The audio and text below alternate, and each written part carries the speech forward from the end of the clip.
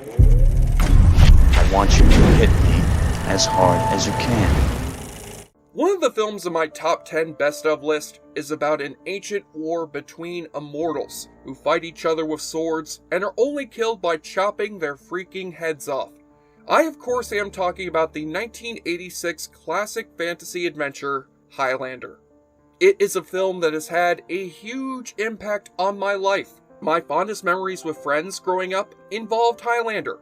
We would always watch it during sleepovers, so much so that we could recite the entire film line by line.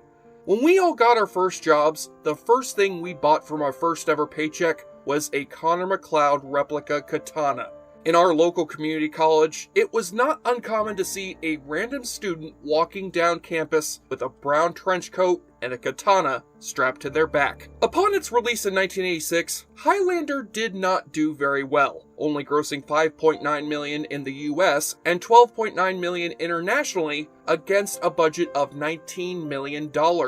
But when it was released on home video, that's when it became a hit, and sparked an entire generation of wannabe immortals like myself. If you do not know what Highlander is, then go watch it immediately, because you are truly denying yourself an amazing experience. To sum up the plot of this film, it's the story of a 400-year-old immortal from the Scottish Highlands named Connor MacLeod, who in the year 1536 is killed by the evil immortal, the Kurgan, and awakens a day later to learn that he is now tied to an ancient war where he and his fellow immortals fight each other to the death. Their final battle will earn the last immortal the mysterious prize, leaving the winner to state the eternal motto of the immortals. There can be only one. It's one of those movies that has the trifecta of compelling characters, great action, and quotable dialogue, and concludes with a solid ending that does not set up a universe or further sequels. I mean, the climactic line is that there can be only one. How can you make a sequel out of that? Well, sadly they tried, and it's been a disaster every time. I have seen the theatrical cut, the Renegade cut, and the special edition cut of Highlander 2. I have seen Highlander 3, The Sorcerer, aka The Final Dimension, and the animated series, in addition to the 2 sequels that tried to merge these films with the TV show that we are going to talk about today, Highlander the series. The Highlander series is one of those few shows that's based on a movie which has a deep mythology which actually works. I think the reason why is because it does not try to continue the story past the original film, but instead explores it and creates its own identity. If you watch the Highlander series, you'll surely agree with my assessment, as the series lasted 6 seasons and delivered some incredible quality. Frankly, it wasn't perfect, but I don't think any show is perfect. What matters is that it had far more great episodes than bad ones. Maybe you folks out there think I'm exaggerating. Is the show not as good as I'm building it up to be? Can there be more than one? Well, let us find out in this episode of Gone, but Not Forgotten.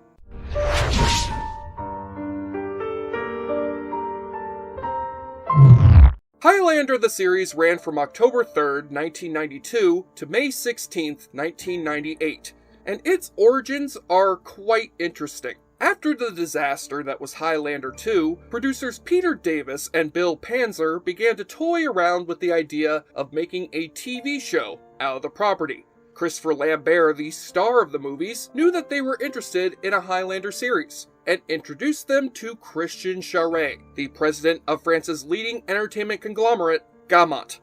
Charest knew of the strong potential that the series had to become a hit, so he had the Gaumont television division buy the rights to the show. The original direction of the Highlander series was very different from what we wound up with. Originally, it was set to focus on Connor MacLeod's adventures leading up to the Gathering. The showrunners began casting for an actor to take over the role of Connor MacLeod. Over 400 actors were screened, and actor Derek DeLint won the role. But for reasons still unknown, DeLint left the production. So the producers hired the first actor they screened, Adrian Paul. At first, Paul was a hard sell. He was still a virtual unknown, only previously having small roles on TV. I first saw him in a cult film with Sandra Bullock called Love Potion No. 9, where he had a very funny scene with Bullock. Eventually, the investors changed their minds, because they knew that Paul would be appealing to both men and women. During this whole process, Christopher Lambert said that he wanted to appear in one episode. It was Adrian's idea to make the show about a new MacLeod that would allow Lambert to reprise the role of Connor. Adrian Paul was happy that the producers went with his idea, because he was not comfortable playing such an iconic character, and he knew fans would hate it. In the pilot episode, you can totally tell that Duncan was supposed to be Connor. He also owned an antique store and fought a Kurgan wannabe, played by Bull from Night Court. Even his origin story is exactly that of Connor's, so they eventually fleshed out Duncan's backstory a bit more, which helped separate his character from Connor. It was clear as the series went on that Duncan was an entirely unique character. Plus, I'm sure he would look better in white sneakers. It's so funny that I've never noticed how stupid those sneakers make Christopher Lambert look. Another difference between Connor and Duncan was that Duncan was more sociable than Connor. In the movies, Connor is a loner who is quiet and brooding. Duncan, however, has friends, relationships, and even mentors a young kid named Richie, played by the late Stan Kirsch. It was through Richie that any viewer who was unfamiliar with the films learned about the Highlander universe. And his character had an interesting arc throughout the series. He started out as an annoying brat who was more of a pain in the ass to Duncan instead of a partner. But eventually he matured and learned to be a formidable opponent to other immortals. And his relationship to Duncan was complex. Even though he was his student, he would argue with Duncan on how to deal with his new life as an immortal. They wound up at odds for many episodes, and even parted ways from time to time. And this is what I loved about the show. Its complex characters with interesting backstories. The world of the Highlander was also explored further, such as introducing the idea of dark and light quickenings. The quickening is the energy that an immortal absorbs from killing another immortal. In the films, it's just an energy source that empowers the winning immortal to enhance their abilities. But in the show, it was the knowledge and the soul of the fallen immortal that gets absorbed. So there was a danger of an immortal becoming evil after he kills a murderous opponent. And there was also the opposite of an evil and cruel immortal being turned to the light after killing a noble enemy. Personality traits were also a side effect of the quickening, and quickenings would not occur if it was a human who killed the immortal. The first season of the show was a bit of a mess, as it was pretty formulaic. Adrian Paul said that he felt the show was dying during the first season, because of how it followed the bad guy of the week format. He said that it wasn't until David Abramowitz took over as head writer for season 2 that the show took a drastic turn for the better. Abramowitz said that when he was a producer during the first season, it was all about survival. By the 7th episode of season 1, multiple showrunners and producers had either quit or been fired. When David took over, they were behind on production. Multiple scripts had to be either rewritten or scrapped entirely. The worst part of it was that the studio had sold the show to dozens of different countries in different ways. The French were expecting a superhero show with a sword. Germany was expecting a sword and sorcery show, and Japan thought that they were getting a show with rock stars.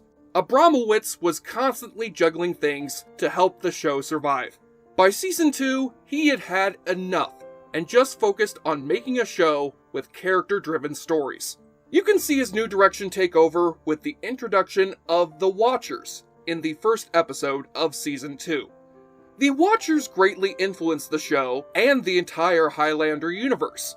They were an ancient organization tasked with documenting the history of immortals. It's through them that the concepts of immortals and holy ground were fully fleshed out. During the show, it was established that immortals weren't allowed to fight not just other immortals on holy ground, but human beings as well.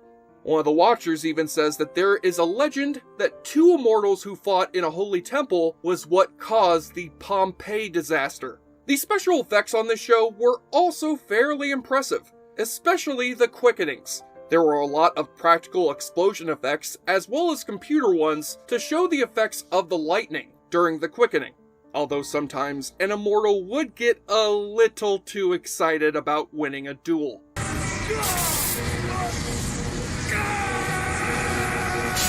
Wow, Duncan, maybe you should think about baseball while you quicken. I hear it helps.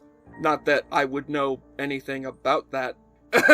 The other aspect of the show that many people point out are the amazing sword fights throughout the series. And there's a reason for that. Bob Anderson, the show's fight choreographer, was the man behind some of your favorite sword fights on film and TV. He started his movie career coaching Errol Flynn, and went on to be responsible for the sword fights in The Princess Bride, multiple James Bond movies, the Lord of the Rings trilogy, and even did all the lightsaber fights as Darth Vader in the original Star Wars movies. Of course, you can't have Highlander without the amazing music from Queen. I became a fan of the legendary British rock band because of Highlander. Although after I heard the entirety of Princes of the Universe, I learned that not every one of their songs was perfect. Most people have only heard this theme song from its shortened version in the Highlander movie and show, so go and listen to the entirety of the song and you'll know what I'm talking about. I'm sorry, I know a lot of Queen fans will disagree with me, but I think that song goes off the rails about a minute in, though it has grown on me over time. And the rest of the score in the series was also very good, being composed by Roger Bellin, who even went on to create a Celtic opera based off of Highlander. One of the most notable characters from the series was the immortal Amanda, played by Elizabeth Grayson, and she was awesome. Amanda was a 1200-year-old immortal thief, kind of like the Catwoman to Duncan's Batman. She always had a scheme up her sleeve, but deep down she had a heart of gold. It was Grayson and Paul's chemistry together that sold her to the fans. They would always have great interactions, with Amanda tending to always cause Duncan problems. Another character introduced in the series was Joe Dawson, played by the immensely talented Jim Burns. Dawson was Duncan's watcher, assigned to follow and document MacLeod's adventures. Dawson admired Duncan, as he saw him as an honorable immortal who was not corrupted by the game. Joe was a fan favorite, and I think without Joe, this series wouldn't have been nearly as good. Originally, the actor who was almost cast was Michael York. No offense to Mr. York, I loved him in Logan's Run, but I think his casting would have been a mistake. He would have been one of those librarian types, a one-dimensional character. The Joe that we got went against the grain. He was a veteran, who also happened to be disabled, losing both his legs in the war and struggling with his loyalty to the Watchers, as well as his friendship with Duncan. Jim Burns also happened to be a disabled veteran as well, and the writers used his real-life experiences to help develop the character of Joe. They also incorporated Jim Burns' music into the show, as he happens to be an accomplished blues musician. Finally, the most popular character on the show, and in my opinion the entire franchise, was Mitas. Mitas was the oldest immortal at 5,000 years old. He was played by Peter Wingfield, but Ron Perlman was almost cast in the role, which is funny because Perlman would guest star in an episode of Highlander as an immortal who pretended to be Mitas. It's easy to see why Mitas was so popular. He was sarcastic and had an interesting backstory. To avoid other immortals, Mitas created a new identity for himself as Adam Pearson, and became a watcher to study, well, himself. And that was such a clever idea. He becomes a watcher to study the legendary Mitas so that he can protect himself from danger. He also had a huge heart, much to Mitas' regret, and this is tragically shown when he falls in love with a woman who is revealed to be dying, which winds up with Mitas sitting by her side as she dies in the hospital. Two of my favorite episodes of the series, which feature great action and awesome character moments, are the episodes Comes a Horseman and Revelation 6:8, where we delve into the past of Mitas. It's revealed that during the Bronze Age, Mitas was a member of the Four Horsemen of the Apocalypse, Death, who indeed brought death and destruction to thousands of innocents. It surprised me, as back then I had never seen such deep characterization on a show like this. It made me see how people can be evil, but turn good, or vice versa. As for my personal worst episodes, well, that would be pretty much most of Season 6. You see, the show was supposed to end in Season 5, but the producers wanted to make a spin-off show, so the series was extended for another season.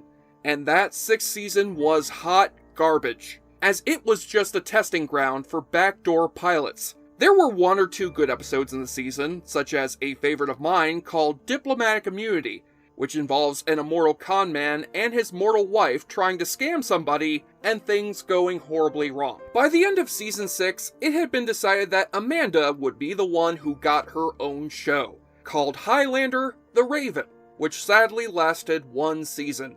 I cannot comment on its quality as I have never seen it, but the fan consensus is that it sucked. After the Highlander series ended, it was established that it was not a prequel, but rather an alternate continuity where the gathering had not occurred and Connor did not win the prize. This brings us to the movies.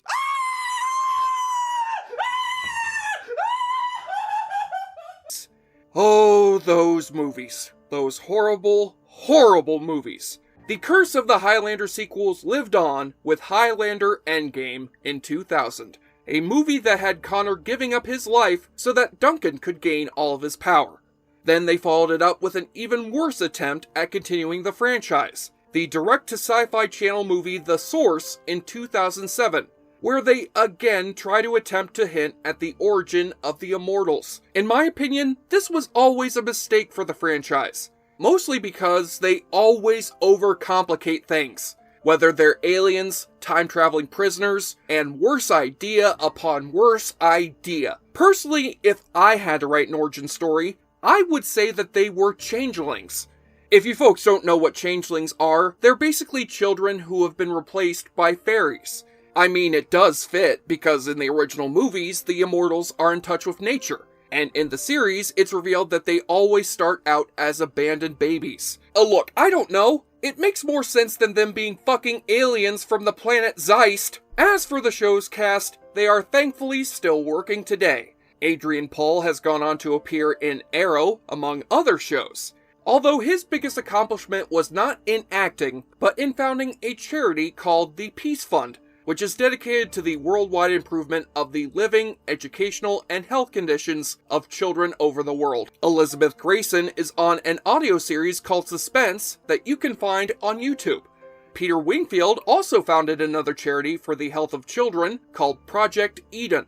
Surprisingly, in 2011, he decided to semi-retire from acting and go to medical school, which has led to him serving as an anesthesiologist at Cedars-Sinai in Los Angeles. Jim Burns is probably the most active of the Highlander cast, as he continues to work on TV, film, and animation projects. He is also still performing music, with his last album, Long Hot Summer Days, dropping in 2017. As for Stan Kirsch, he wound up working in a few more roles after Highlander, one of the most notable being the voice for Robot on the Invincible motion comic series that was aired on MTV.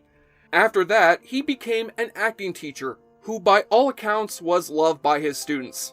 Many of his students attribute their career to being guided by Stan's experience in television and film, but tragically, on January 11th, 2020, Kirsch took his own life. And he has left the world deprived of the light that he brought to the people who knew him and his fans. If any of you folks or somebody you know is considering suicide, please contact the National Suicide Prevention Lifeline at 1-800-273-TALK, or text Strength to the crisis text line at 741-741, or visit suicidepreventionlifeline.org. We assure you that help is less than a minute away. So what does the future hold for the Highlander franchise? Well, a reboot. Of course. No! God, please, no! No! No! No! Yeah, I don't like it either. Since 2008, there has been talk of a Highlander reboot, with such stars attached as Ryan Reynolds. We interrupt our program to bring you this important message. This just in, Highlander the series is now available to watch for free on IMDb TV. We apologize for forgetting to mention this earlier in the episode, and now return you back to your regularly scheduled programming. Seriously, Ryan Reynolds? That's just more than stupid. Recently, Henry Cavill has been rumored to be in the lead to play Connor MacLeod. If I had to pick somebody who would play Connor though, I would pick Kevin McKidd. If any of you folks ever saw Journeyman, you will agree with me that he's an amazing actor.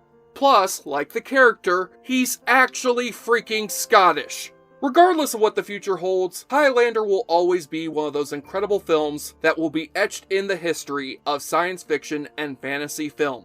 But with all the reboots and sequels that have been made and failed, this amazing series has proven to us that there can indeed be more than one.